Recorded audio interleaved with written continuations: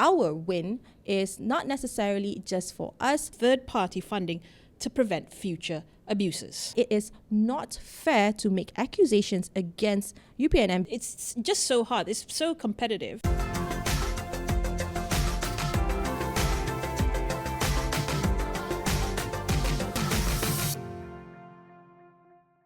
Hello everyone and welcome back to yet another episode of Beyond the Headlines, the go-to space for the top stories that made the headlines and more. My name is Azalina Kamal. And I'm Hazwin Hassan. Today we will be looking into multiple news developments, starting with the Prime Minister's Department's Law and Institutional Reform Minister Datuk Seri Azalina Othman's penned piece to the NST, particularly on Malaysia having to address some future attempts to undermine the French Supreme Court decision on November 7th on the Sulu case. Now, of course, this issue, Hazwin, is no longer stranger to headlines and has now become, a familiar topic of conversation among ordinary Malaysians who has been following the case closely. In her opinion piece, she said that the effort to defend our sovereignty is no small feat. Now, the Sulu fraud has shed light on important aspects of national sovereignty, independence, and conflict resolution. This case, Azalina said, serves as a powerful reminder that sovereignty and independence, though often taken for granted, are delicate principles that must be safeguarded. Yes, Amalina. The fraudulent claims by the so-called Sulu heirs demanding a purported $14.92 billion have exposed the risk of third-party litigation funding and abuse in international arbitration. Malaysia's proactive legal strategy combined with a robust media campaign has successfully countered these claims, highlighting the flaws in the global arbitration system and the need for reform. The Maladi government, led by Prime Minister Datuk Seri Anwar Ibrahim, has been steadfast in defending Malaysia's sovereignty, implementing legislative measures like the state immunity law and regulation of third-party funding to prevent future abuses.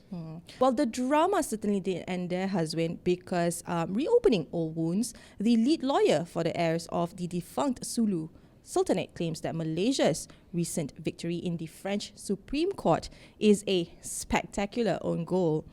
Now, Paul Cohen, the name of the lawyer, said that the court's dismissal of a challenge by the plaintiffs to an earlier decision dismissing the final award of nearly 15 billion USD by Spanish arbitrator Dr. Gonzalo Stampa now meant that his clients were free to lease Sabah to other nations such as the Philippines and China. Now, in an email message to the New Straits Times, Cohen and Stampa's final award had, in effect, meant that their heirs would give up their rights to Sabah in exchange for the 15 billion USD. Now, he said if Malaysians accept that the French court ruling, then they have to accept that the sovereignty of Sabah rests with the descendants of the Sulu Sultanate. Now, Cohen said Minister Datuk Seri Azalina's decision will find it unpleasant if the heirs decided to transfer the lease to another tenant such as the Philippines, China or Brunei. Now, he also said that the arbitration prevented them from doing so by prescribing a specific mechanism for resolution. Termination plus compensation, that is. Now, without that mechanism, it's open season for Sabah. Cohen's claims, however, were of course immediately disputed by Azalina, who called for the episode in this case as the Sulu fraud. Moving forward, Malaysia has actually taken a bigger approach by using its chairmanship in ASEAN to push for cooperation in the regional aspect, in strengthening dispute resolution mechanism as well as protecting national sovereignty against a similar threat.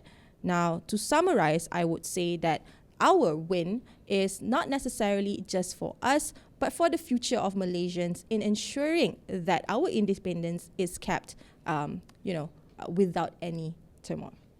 Right. Now, Amalina, in other news, His Majesty Sultan Ibrahim, King of Malaysia, has condemned the reported cases of bullying at University Pertahanan Nasional Malaysia, or UPNM's Military Training Academy. On Wednesday, His Majesty granted an audience to Defence Minister Datuk Seri Muhammad Khalid Nordin at Istana Negara and expressed his concern over the matter. The King says that bullying within military training environments should not be tolerated. He adds that such incidents tarnishes both the students' welfare and the reputation of Malaysia's higher education institutions. On his official Facebook page, His Majesty wrote, "While rigorous training is integral to military education, it should never devolve into acts of physical harm or cruelty. This type of inhumane conduct must be addressed urgently, particularly given the recurring nature of such incidents at UPNM, including past cases that have led to fatalities." Now, in light of this, the Defence Minister also says that regular physical examinations will be conducted on UPNM cadets to detect signs of bullying. Now, he says this is one of 8 measures that will be implemented to prevent bullying in UPNM. The ministry, he adds, also plans to install more CCTVs at UPNM hostels. Now, the alleged incidents were first reported on October 30th, Azwin, where a cadet suffered burns after a senior pressed a hot iron against his chest, while another sustained fractured rib and spine after being assaulted by a different senior. Now, the minister, however, on Thursday said UPNM shouldn't be shamed because the recent bullying cases happened at the Military Training Academy, which is under the purview of the Defence Ministry. He says that UPNM accommodates the ministry's cadets and also students from civilian sectors. He said that the cases happened at the Military Academy, not at the university, and reiterated that these cases happened at the academy's dormitory in specific, or during the cadets' military training, and that it is not fair to make accusations against UPNM because these cases happen at the military academy side. Of course, for those of you who do not know, UPNM has more than 4,000 students, 4,200 to be exact, of which 957 are cadet officers enrolled at the Military Training Academy.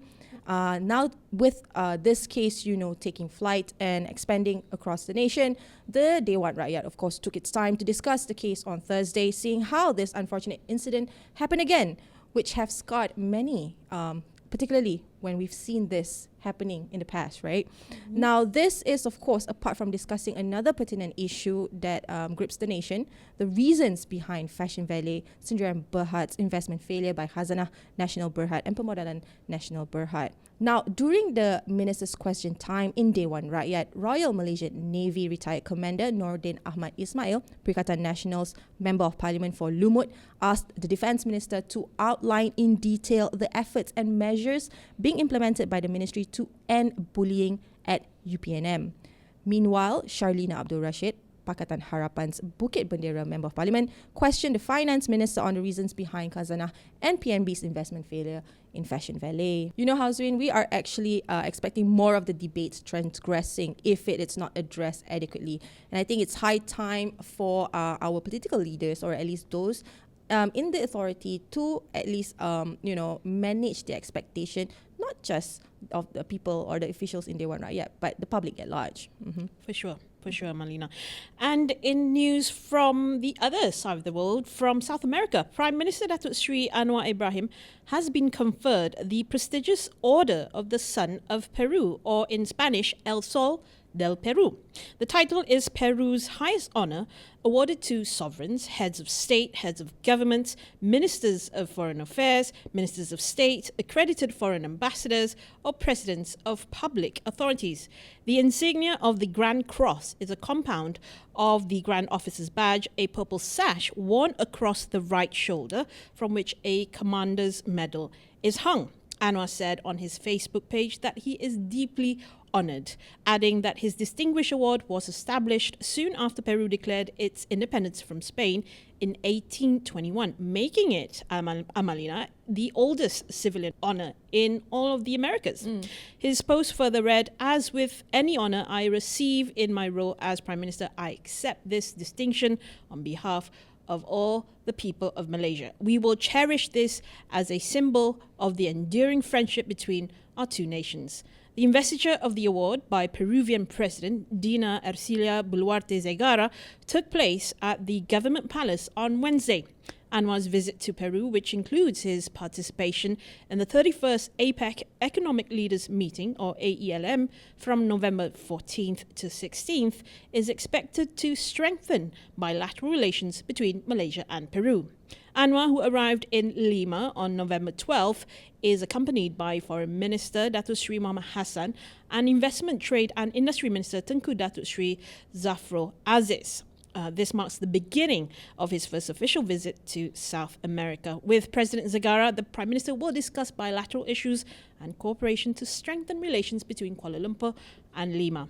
Additionally, he will also engage in a roundtable discussion with key industry leaders from Peru to promote business opportunities, particularly in the renewable energy and digital industries.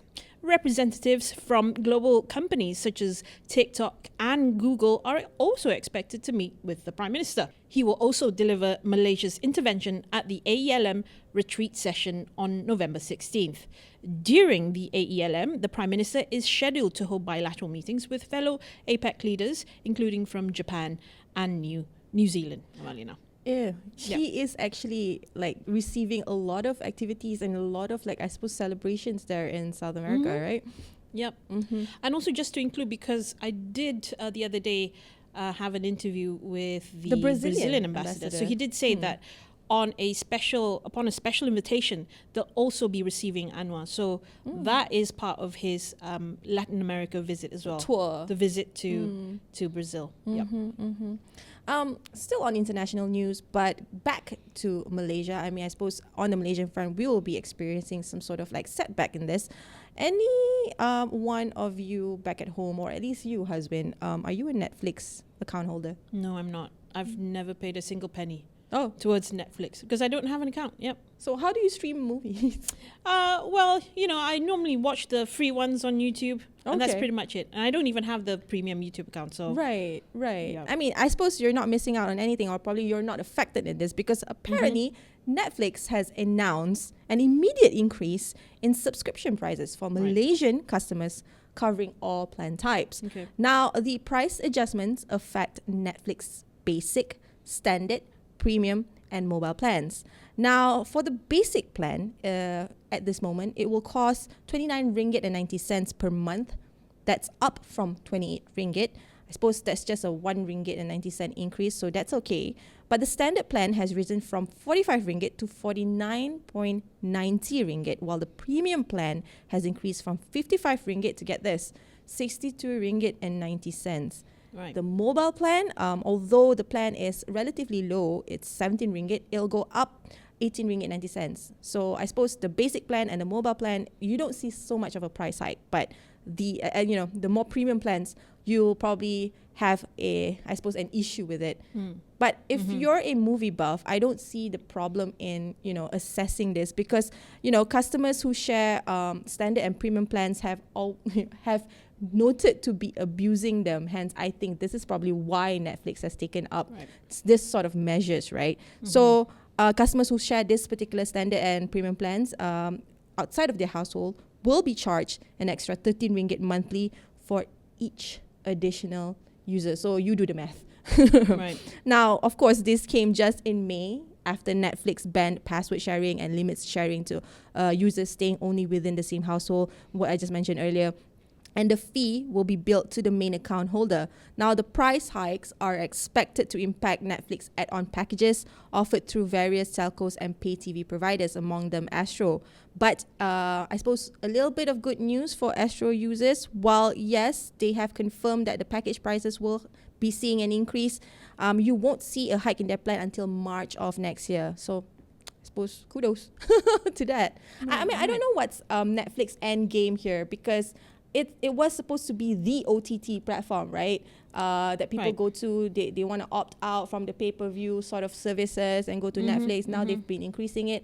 I understand from the business decisions, but as a user myself, I feel like having to charge 13 ringgit per user, it's a little bit crazy. Well, I think, the most obvious thing here is they need to cover their losses. I mean, for a long time, Netflix enjoyed being the leader in all the streaming platforms, but that wasn't the case anymore this year, because now Amazon Prime actually has taken over as the leading streamer of all the streaming platforms there is, because right now, based on what they call a churn rate, Amazon Prime Video actually has the lowest. What a churn rate is, simply put, is the drop rate of subscribers basically cancelling their accounts. So the lower the number, the better for the streamer, obviously. So with Amazon Prime Video, their annual churn rate is only 8%, which means 8 out of 100 Prime Video members cancel their services within a 12-month period. But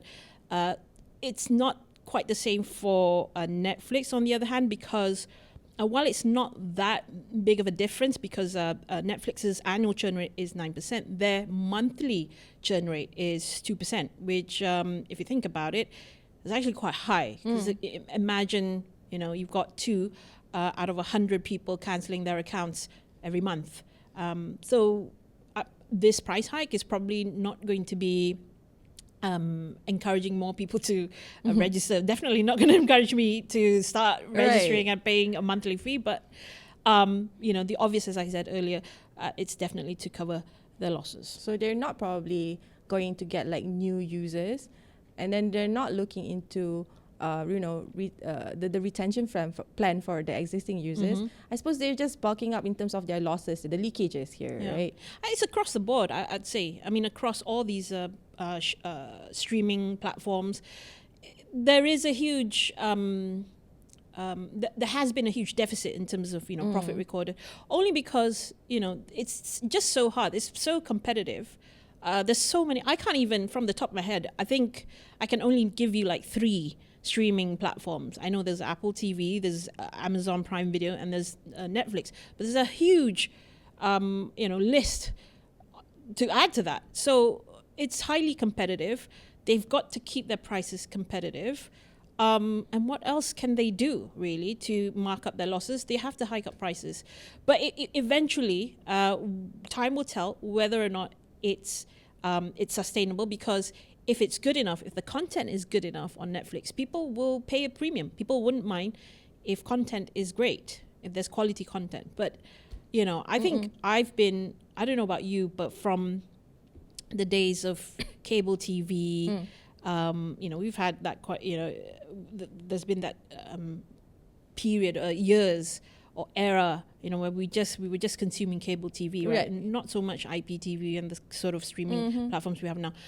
I think I became a bit overwhelmed. I was just, it was just too much of like repetitive shows, repetitive, programs, that I felt it was such a waste, really, to spend money every month paying for cable service, when, number one, I don't even have time to sit down and watch it and enjoy the programs. And two, it's always the same ones. Netflix is like that. You are rewatching it again. If you have a lot of time and you're binge watching your series, and I've already gone through, the whole list of recommended movies by them, it almost seems like, what are you paying for, right? What's new here? That's and true. Some of the new releases are actually not entirely new. There are box offices hits that, I suppose Netflix bought the right of, and then releasing it on their platform. Sure. Yeah, if this model changes, I think... Okay, sorry. That's all right. Okay. So if this model changes and that they stop having repetitive programs, and I know obviously the whole point of repeating the same shows is to save money. Right. That's obviously, again, another big reason here. But you will just bore your viewers. When you spend that much money monthly on a fee, you have to make, as a service provider, you have to make sure that you're giving the best premium quality for your subscribers. I used to pay for cable up to maybe almost close to 200 ringgit a month, only to get the same shows, over and over again. So that's when I stopped. And like I said earlier, and I've grown past this kind of content consumption. Not that I enjoy a good movie every now and again, but it's just I think I've just passed my sort of content consumption era. Let's put it that way. Right. I suppose now I would see it. I guess it really is based on the individual. I mean, if you think that the subscription is okay, then it's up to you. But I recently had, I don't know, this sort of like newfound love for going to the cinemas. Because basically that whole sort of physical experience, watching movies with, your surround sound and having the full-on experience of just having that popcorn and being in that zone, right? Which watching through streaming services might not necessarily give you. It was okay during the pandemic, but now I think I just yearn for a more sort of like comprehensive experience that is worth my money. See, me, on the other hand, being the cheap person that I am, I normally try to avoid going to the cinema, catching, the premiere of a movie, because one, I know I can get it, I can spend close to nothing if I watch it at home. I can always just like the Amazon Prime Video service, I can always just rent the video, buy it, and then watch it for a few times. From the comfort of true, but from the comfort of my own room and bed, I can just stay in bed and enjoy an actual meal. I have to say though, unlike a lot of other moviegoers, I don't enjoy popcorn. Okay. I'm not a popcorn You're eater. not a popcorn addict, or you're not a popcorn fan. Then. Yeah, so I'm sorry to you're a chicken nugget fan. disappoint moviegoers, but yeah, I'm not your popcorn person. Right. Well, all right. We've come to the end of the episode. If you like this particular episode, don't forget to like, comment, and subscribe. If you haven't already, don't forget to also turn on your notification bell, because you'll not only get updates from Beyond the Headlines, any other news reports from NSTOnline will be delivered to you. Now, again, I would like to thank my co-host, Hazwin Hassan, for being on the show with me on this particular episode. Thank you, Hazwin. No, always a pleasure, Lola. Azalina. Lola also can. Anyway, thank you again as well, guys. And my name is Azalina Kamal, and we'll see you next week.